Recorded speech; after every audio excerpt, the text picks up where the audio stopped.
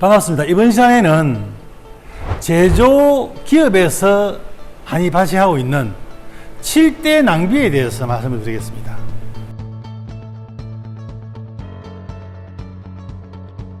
우리가 무엇보다도 인식을 해야 될 것은 제품을 파는 판매 가격을 판매자가 직접 결정하기가 어렵다는 데 문제가 있습니다.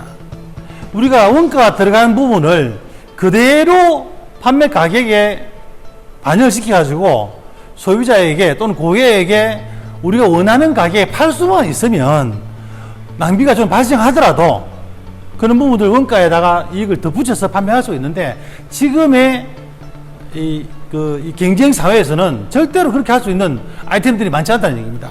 이것은 비록 제조기업뿐만 아니라 여러 가지 뭐 음식점이라든지 어떤 게 옷가게라든지 뭐 병원이라든지 다 마찬가지입니다. 변호사라든지 뭐 법무사라든지 모두 우리가 존재하는 이런 어떤 이 현대 사회는 워낙 경쟁이 치열하기 때문에 우리가 원하는 가격을 바로 받을 수가 없다는 얘기죠. 그렇다면 우리는 철저하게 원가를 줄이지 않으면 안 된다는 이런 사고를 가지는 것이 필요합니다. 그래서 경영혁신 활동에 어찌 보면은 본질 중에 하나가 철저한 낭비 제거를 통한 원가 절감이다, 이렇게 말씀을 드릴 수가 있는 겁니다. 그래서 간단한 수식이 있습니다만은 우리가 원가가 얼마 들어간다, 그래서 우리는 돈을 얼마 남겨야 되겠다, 이익을 얼마 남겨야 되겠다, 이렇게 단순하게 더해서 판매 가격을 설정하면 이것은 고객에게 팔리지 않은 가격으로 설정이 되는 겁니다. 오히려 고객은 이 판매 가격을 계속 떨어뜨리려고 하는 겁니다. 이 동일한 식입니다만은 판매 가격은 우리가 결정하지 못하고 고객이 결정한다고 보면 우리가 들어가는 원가가 굉장히 비싸게 들어가면 이익을 내지 못하는 이런 경우가 발생하죠. 그래서 우리는 어떠한 사고방식이 필요하냐 하면, 판매 가격은 이미 고객으로부터 결정이 되고 우리가 이익을 얼마를 내기 위해서는 이 원가를 줄이지 않으면 안 된다는 사고를 가지는, 이것이 필요하다는 얘기입니다. 이게 원가 중심주의의 사고입니다. 우리 BMS에서도 이 철저한 낭비 제거를 통한 원가 절감의 축과 인재 육성이라는 축이 두 가지가 있다고 말씀을 드렸죠. 그래서 이 원가를 어떻게 줄이도록 할 거냐 하는 측면에서 보면 이 낭비를 철저하게 줄이면서 제거한다는 얘기죠. 우리가 언뜻 생각하면 낭비 그거 뭐 그렇게 크지도 않을 건데 그거 줄여가지고 어떻게 경쟁력이 생기느냐, 이렇게 말씀을 드릴 사람도 있습니다만 절대 그렇지 않습니다.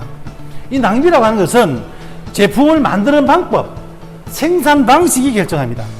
조금 전에 앞장에서 이제 운반하고 있다, 뭐 대기하고 있다, 불량품을 검사하고 있다, 포장을 풀고 있다, 이런 부분들이 다 만드는 방식에 포함되는 겁니다. 그 단순하게 조립하거나 검사, 절삭하거나 이런 어떤 공정만 지적되는 게 아니고 낭비적인 요소와 같이 현장에 존재하는 겁니다. 이제 우리가 시골에서 농사를 짓는 사람에게 얘기를 들어보면 이 비료를 열심히 하죠. 그러면 해도 실제 우리가 필요한 그런 어떤 영양분을 빨아먹는 그런 어떤 이 요소들은 보면 이 잡초들이 더 빨리 빨아먹는 거예요. 낭비가 더 빨리 자란다라고 얘기합니다. 그리고 열매를 맺어도 이게 사람이 농부가 수확을 하기 전에 뭐 참새라든지 벌레들이 먼저 따먹으려고 하고 있습니다. 이게 낭비라고 하는 것은 생산 현장뿐만 아니라 어느 곳에 가더라도 항상 존재하는 그런 요소들을 이렇게 말씀을 드릴 수 있는 겁니다. 그래서 이 판매 가격이라는 것이 우리가 높게 받을 수가 없고, 이것은 바로 이 시장으로부터 항상 인하하려는 압력을 받고 있기 때문에 제조기업이 나름대로의 생산 방식을 확실하게 원가가 절감된 형태로 세팅하지 못하면, 그런 시스템을 운영하지 못하면 뭐 조금 떨어지면 아직도 이익이 나기 때문에 괜찮습니다. 그러나 가격이 좀 더 많이 떨어지면 이제는 원가 이거 떨어지는 만큼의 적지 않다는 거죠. 그래서 고객으로부터 압력을 받는 그런 스피드보다도 더 빠르게 우리가 개선 활동을 하고 낭비의 절감 속도를 빠르게 하면 살아남는 것이고, 고객이 원하는 속도보다도 늦게 개선 활동을 하거나 혁신 활동을 하면 살아나지 못한다라고 지난번에 한번 말씀을 드렸습니다.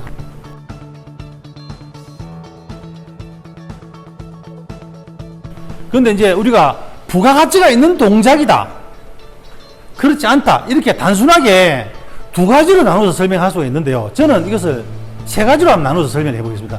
우리가 부가가치를 만드는 동작, 이 부분은 우리가 산업공학에서 보면 이제 형태의 효용을 창출시키는 동작이다, 행위다, 이렇게 말합니다.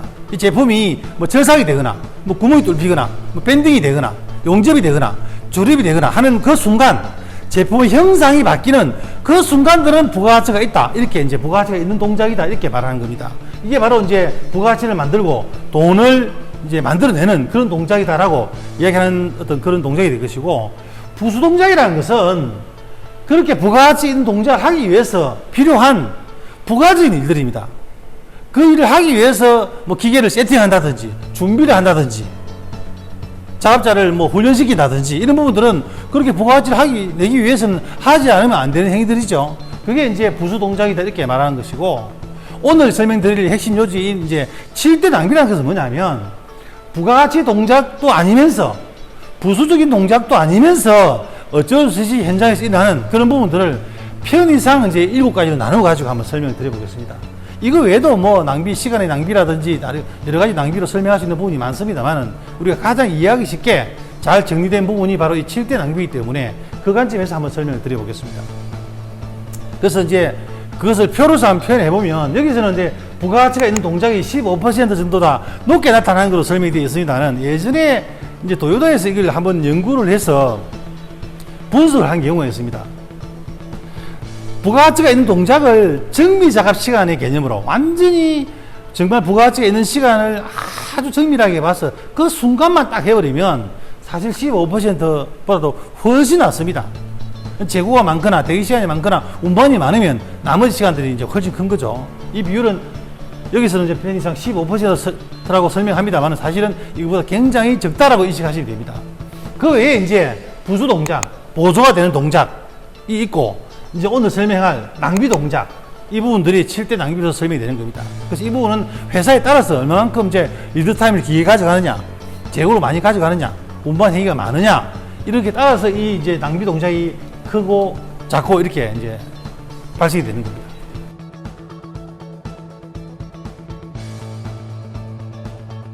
제가 이제 제조기업이라는 것은 공정을 진척시키면서 부가가치를 만들어 나가는 과정이다, 이렇게 이야기를 하고 있습니다만은, 공정의 부가가치를 만드는 과정 속에서 어쩔 수 없이 또는 우리가 인식하지 못하는 과정 중에 굉장히 많은 낭비들이 발생을 하고 있습니다. 이것을 이제 이번 시간에 7가지의 낭비로 나눠 가지고 이제 분류해서 설명을 드리겠습니다만은, 우리가 어떤 낭비들이 발생하고 있는지 계약적으로 한번 보도록 하겠습니다. 현장에서 이렇게 물건을 다시 적재하는 경우, 이렇게 불량품을 양품이 나왔는지 안 나왔는지를 잘 모르기 때문에 검사하는 행위, 작업자끼리의 어떤 잡담을 하는 거라든지, 여러 가지 공구를 찾으러 다니는 행위라든지, 박스를 개봉하는 행위, 이와 같이 현장에서는 물건을 찾거나 부품을 이동하거나 뭐 재검사를 실시하거나 대기를 하거나 이렇게 여러 가지 낭비들이 발생하고 있는데, 이런 부분들을 우리가 이제 7가지로 나누어서 한번 설명을 해보겠다는 얘기입니다.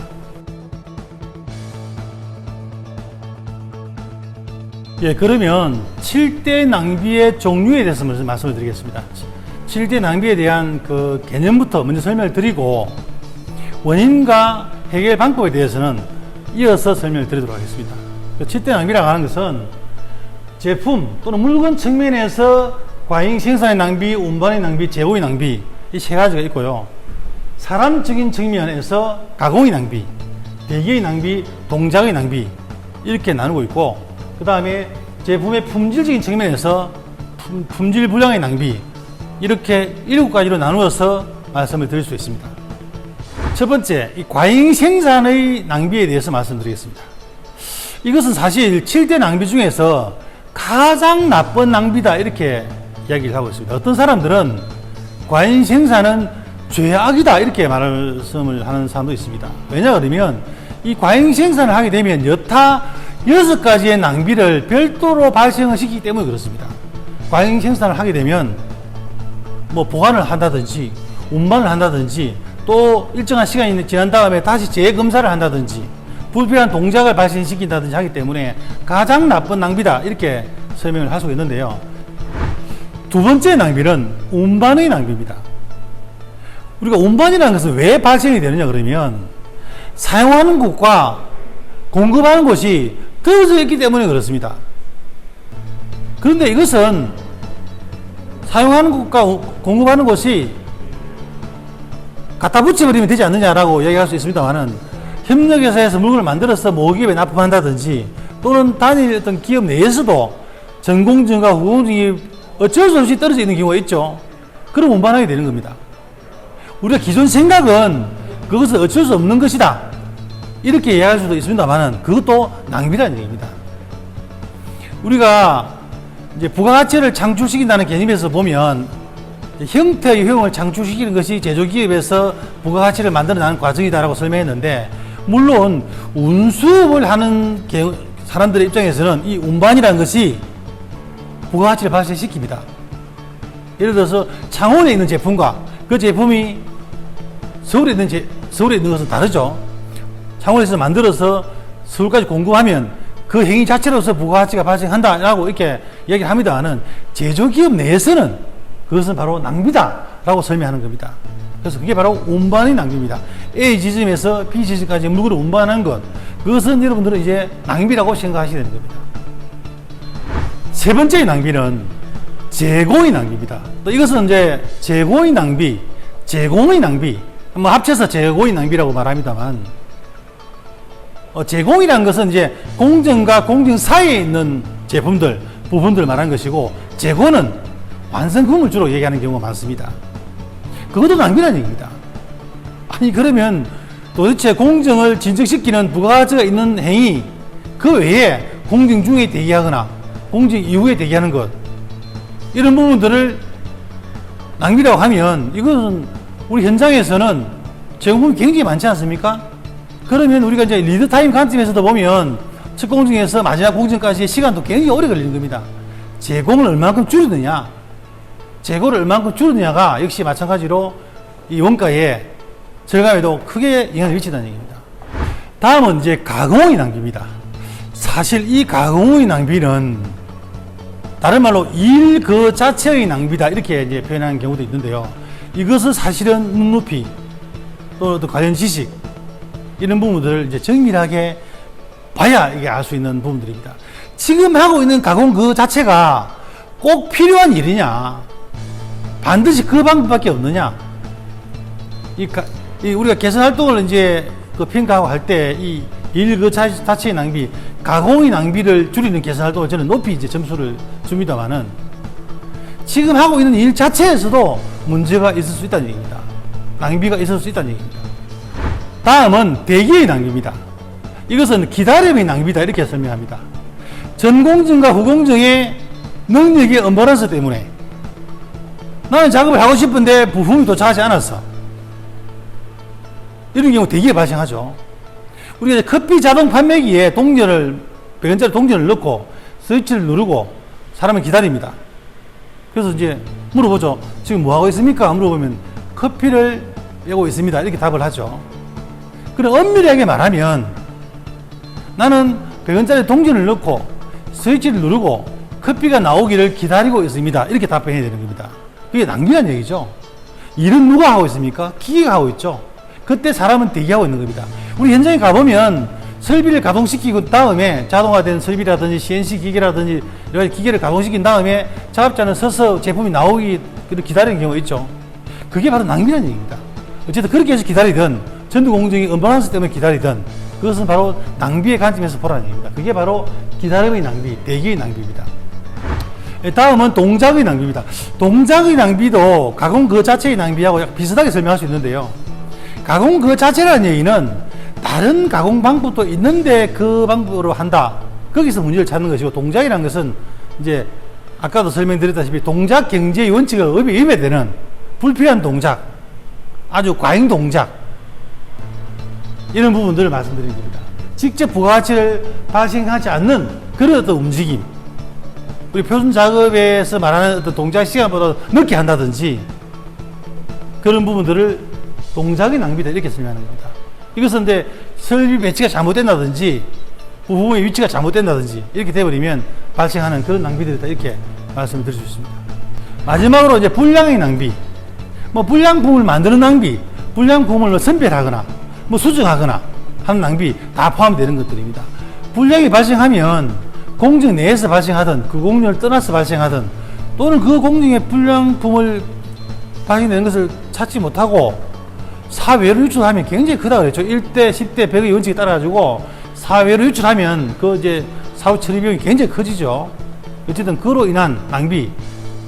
그래서 이 7가지 낭비가 제조기업 어느 공장, 어느 현장을 가더라도 공통적으로 발생이 될 수 있는 그런 낭비들입니다. 그래서 우리 현장에 눈을 부릅뜨고 이런 7대 낭비가 뭐가 있는지를 찾아가지고 그것을 바로 개선 활동으로 연계시키는 것이 이 원가 절감에 바로 직결된다 이렇게 말씀드릴 수 있는 것이고, 사실 이 개념을 인식하더라도 그 원인과 개선 방안을 수립해서 실행하는 것은 사실은 굉장히 별개의 문제입니다. 인식하더라도 이 시스템적으로 접근하지 못하면 과잉 생산이 계속 반복된다든지 운반이 계속 반복된다든지 하기 때문에 어떻게 하면은 그 원인을 찾아서 개선할 수 있도록 할 건지에 대해서는 이어서 설명을 드리도록 하겠습니다. 그래서 이번 시간에는 원가 절감의 필요성과 7대 낭비의 종류에 대해서 말씀을 드렸습니다.